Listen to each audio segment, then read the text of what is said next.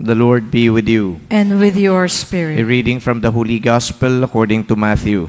Glory to you, O Lord.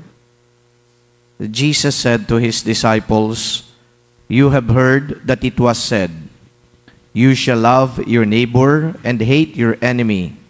But I say to you, love your enemies and pray for those who persecute you, that you may be children of your heavenly Father.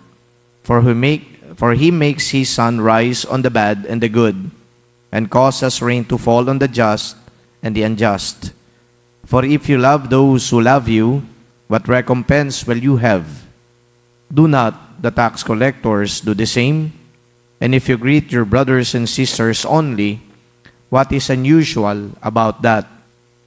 Do not the pagans do the same? So be perfect, just as your heavenly Father is perfect." The Gospel of the Lord. Praise to you, Lord Jesus Christ. The first reading talks about Moses egging the people to follow the commandments of God.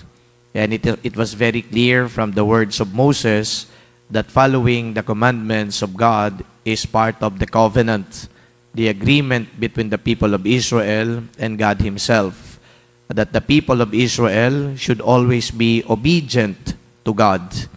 And obedience to the Lord doesn't only mean following His commandments, but His will as well.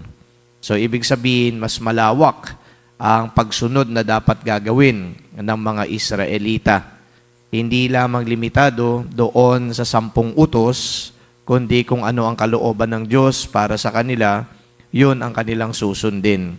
A lot of people would often ask, so what is the will of God for me? That is a basic or fundamental question. What is the will of God for me?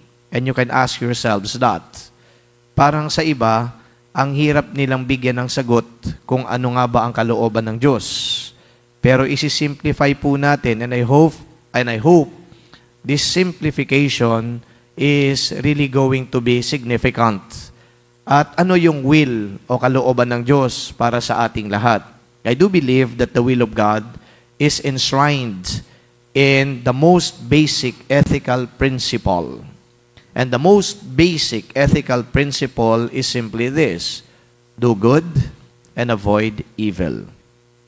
I guess that is simply the will of God for all of us. Do good and avoid evil.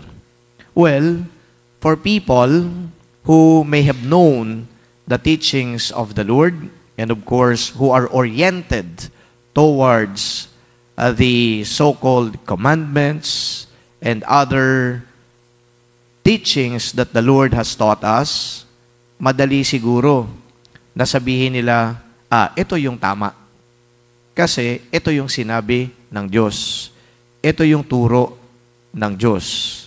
However, ay hindi naman lahat nakikinig sa Diyos. Kaya para sa kanila, yung naiisip nila, maaring yun ang tama. Kaya tuloy, yung do good, kinu-question kagad, so what is the good? What is the good? And perhaps I can also answer that what is good is based on what God taught us. Nakikinig tayo minsan sa mga advice ng kaibigan, kakilala, pero bakit hindi natin pakinggan at alamin kung ano ang sinasabi halimbawa ng Diyos o ng salita ng Diyos mismo? Sabihin na natin, huwag kang papatay. Kahit saang anggulo mo tingnan, salita ng Diyos yan. Huwag kang papatay. Magnanakaw yan, adik yan, rapist yan, huwag kang papatay. Walang binigay na distinction ng Diyos na pwede mong patayin ang mga adik. Wala din binigay ang Biblia na pwede mong patayin ang mga magnanakaw o mga rapist. Ang silabi ng Diyos, huwag kang papatay. So no amount of justification can make killing right. In the mind of God, killing is against Him, against His teaching. Kaya sabihin mo pa man na makakatulong ka dahil inubos mo yung mga adik dito sa Pilipinas, pagpatay pa rin yan. Paglabag yan sa kalooban ng Diyos at turo ng Diyos. I hope malinaw yan sa atin. So ano yung point? Simple point. The good is something that comes from the Lord. I am not going to act if it is not from the Lord. And if it is against the Lord, surely I'm not going to do it. Kaya sinabi din, avoid evil. Do good and avoid evil. If it is against the Lord, do not do it. If it is against the teachings of the Lord, do not do it. Very clear yan. However, nagmamagaling at nagbabarunong ang tao. Kaya, dinadjustify nila kung ano ang gusto nila.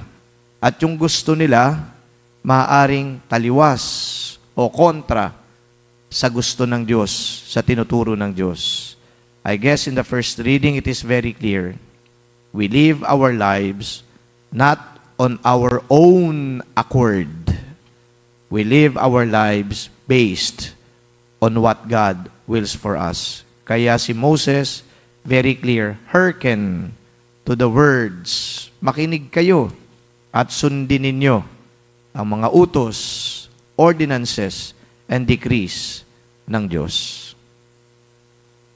In the Gospel, Matthew talks about loving not only our neighbor, but even our enemies.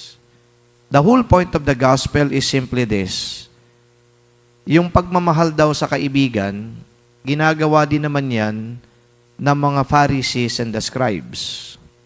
So anong pagkakaiba niyan sa gagawin din nating pagmamahal sa mga kaibigan? As Christians, we need to be different from the scribes and the Pharisees. Why do we need to be different from the scribes and the Pharisees? Simply because the scribes and the Pharisees are hypocrites. Hypocrisy is practiced by these people.